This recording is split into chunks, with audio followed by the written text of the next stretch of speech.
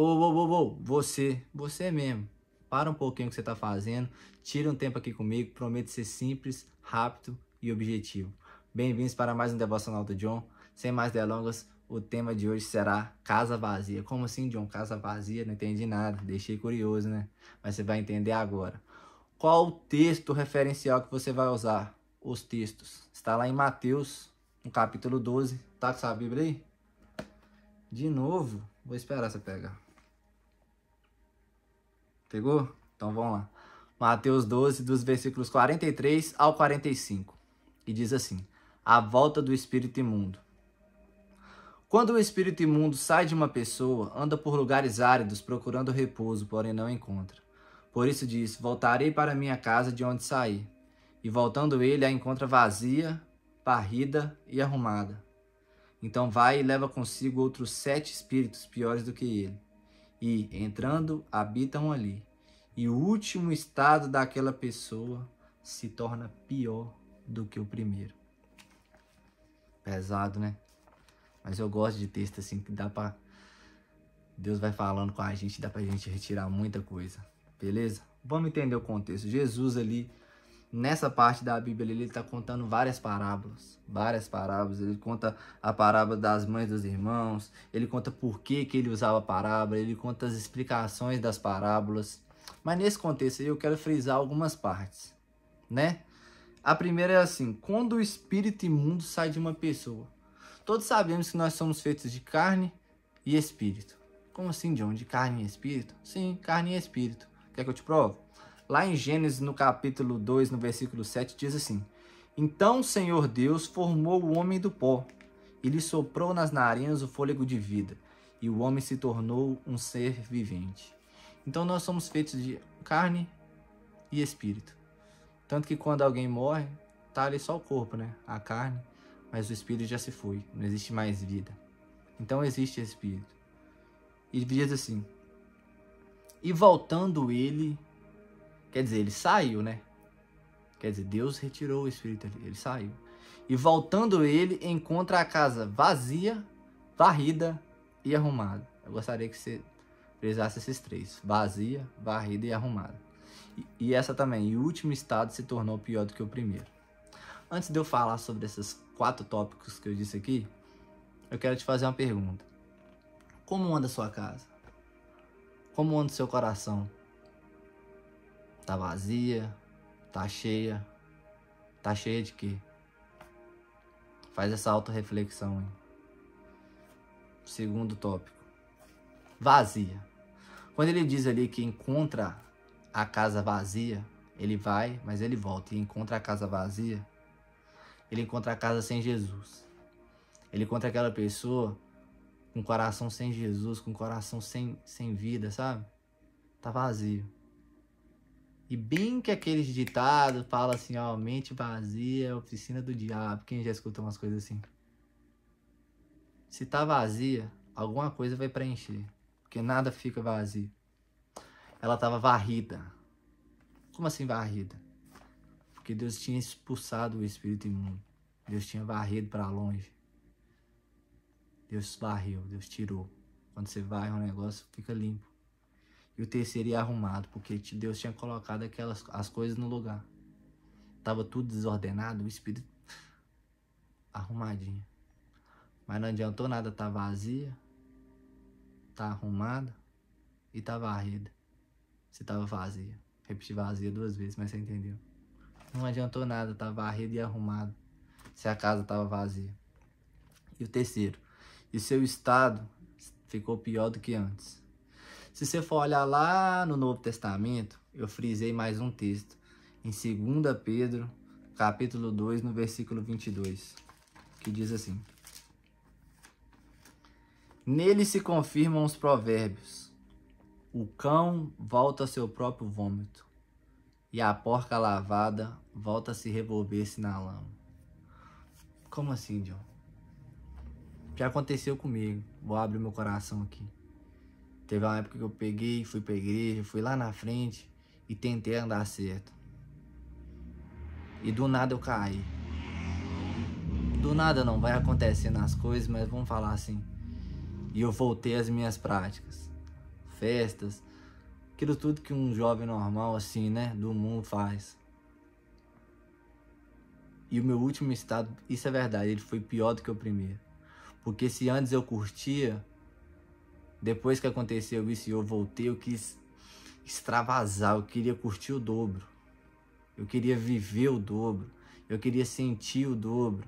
Eu queria um dobro de festas. Eu queria ter o dobro de atitudes. Isso é muito verdade.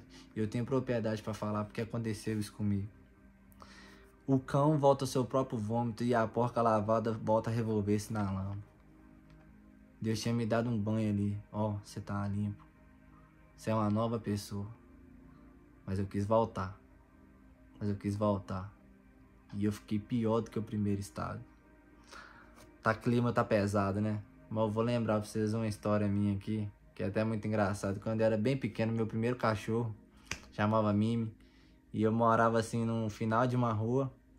E no final de uma rua, no final dela assim, tinha uma casa abandonada, quase de frente pra mim assim. E meu cachorro era aquele cachorro assim, eu dava tudo pra ele dentro de casa. Tudo, cachorrinho aqui, tudo, da comida, da ração, caminho, colherinha, até perfuminho eu comprei pro bicho. Mas quando eu abri o portão, quem disse que eu peguei? Era pinche, menino, corria demais. E aquele bicho corria, eu ficava andando quarteirões e quarteirões, mas eu era criança, eu achava aquilo divertido. Mas o lugar que esse cachorro meu mais gostava de ir era nessa casa abandonada. E era tipo assim, um portãozinho e embaixo era um buraco, sabe que esse portãozinho suspenso? E aí, rapaz, eu sempre via, né, que ele ia e voltava assim com um cheiro estranho. Aí um dia eu decidi seguir ele. Falei assim, bicho, o que esse cachorro tá caçando dentro dessa casa? Deve ter alguma cadela lá dentro. E o cachorro partiu, pum! Quando eu chego lá, o que o cachorro tava fazendo?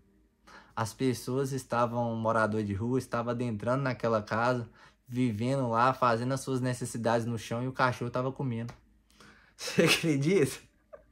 Aí o cachorro chegava lá, que isso, mano? Aí eu pensava assim, que isso, velho? Eu trato tão bem esse cachorro aqui, esse cachorro vai lá fazer isso comigo? Nunca mais eu deixei sair sem coleira. Mas o que eu quero dizer com isso? Trazendo por exemplo, Deus nos dá tudo. Deus nos dá a vida, Deus nos dá a abundância, Deus nos dá, sabe? As bênçãos dele nos seguem.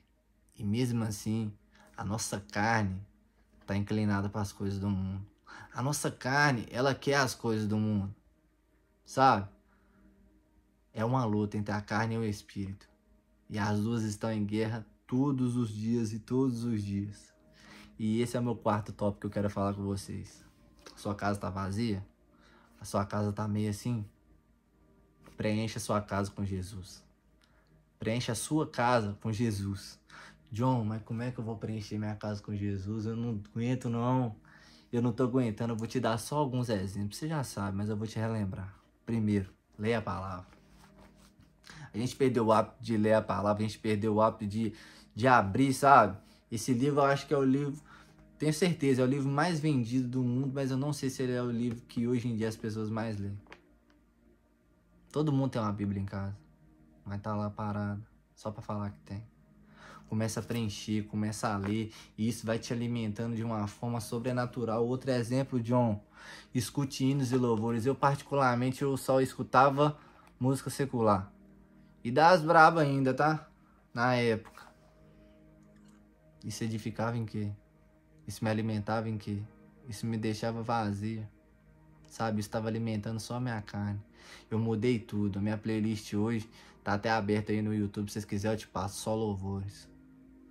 Sabe? De todos os estilos, mas louvores. Que falam de Deus. Que tem as letras de Deus. E isso vai me alimentando. Eu tô dirigindo, tô indo pro trabalho, tô escutando, ó. Tá me alimentando. Mais uma, John. Ore. Nossa, a oração é a chave. Agora eu dei a chave. A oração.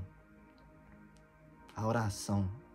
Entra pra dentro do seu quarto, só você. Ah, John, eu não sei orar. Ou fala como se estivesse falando com seu melhor amigo, só que você fecha o olho e a presença de Deus vai te enchendo. Jejue. Sabe?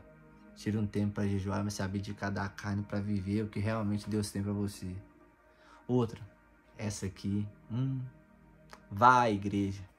Tem pessoa que fala assim, eu não vou na igreja, não, que eu não preciso ir na igreja, não, que eu sou a minha própria igreja e... Ou a gente precisa de ir na igreja. Porque lá a gente é alimentado com as palavras. Sabe, tem pessoa que só tá se alimentando de um culto de domingo. Não é só em um culto de domingo. É ir no culto de domingo, mas também chegar em casa e se alimentar da palavra. Mas vá, não deixe de ir. É muito importante. É como se fosse um hospital. A gente chega lá precisando de soro. E a gente sai lá fortificado e armado para enfrentar esse mundo aí fora. Mas o principal de tudo, ame a Deus acima de tudo. Ame a Deus acima de tudo. Ame a Deus a tal ponto de você falar assim, ó, minha carne tá querendo isso aqui. Minha carne tá vazia. Calma aí. Será que isso agrada a Deus? Será que Deus ficaria feliz com essa atitude? Eu não posso deixar minha casa vazia. Porque se eu deixar minha casa vazia, infelizmente o inimigo vai adentrar de novo. E ele sabe que você, não tô falando, eu tô falando você, jovem, forte, corajoso, você tem potencial para fazer a mudança. Eu quero fazer a mudança. E eu não quero ser melhor do que ninguém. Eu quero que todo mundo faça uma mudança. Sabe? De viver, de viver, de viver. Vai ter uns escorregadinhos ali, uns escorregadinhos aqui. Vai ter, vai ter. Eu não sou perfeito, ninguém é perfeito, só Jesus foi perfeito. Mas eu tô tentando encher minha casa. Encher minha casa, porque eu sei que se eu deixar vazia, aquelas práticas anteriores regressam todas. Como é que tá a sua casa? Como é que tá a sua vida? Faça uma reflexão e comece hoje a pegar essas dicas que eu falei e se enchendo, e se enchendo, e se enchendo. E lá na frente você vai ver, pô, a minha casa tá tão cheia de Jesus que o inimigo vai voltar, o espírito maligno vai voltar, vai olhar a casa assim. É, rapaz, não tem como eu entrar aí não. Já tá cheia de Deus. Perdi. E perdeu, e perdeu, e nós ganhamos. Eu confio em vocês, nós somos fracos. Eu sou pobre, pobre, pobre e necessitado. Mas o Senhor cuida de mim. Termino com esse salmo. Muito obrigado.